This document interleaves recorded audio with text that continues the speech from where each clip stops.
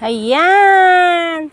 Nagbisita ako dito sa tanim ko. Dito yung mga sa part na puro green. Ayan. May nakaano din dito mga. Ayan. Dito muna ako sa kabila. Dito. Ayan. Ito yung mga sa mga part na puro green lang dito. Pero may nalagay pala ako ditong namumulaklak dyan, oh. Oh, ayan. Ang gaganda nga nila. Ang tataba nila kasi ano ngayon. Gustong-gusto nila ang ulan-silak. Ayan. Ang ganda ng mga tanim natin. Ayan. Ayan. Dito ko lang yan. So, pag may space akong magaganda, ililipat ko lang.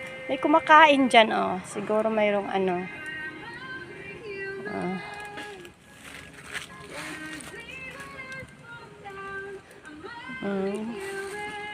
Na may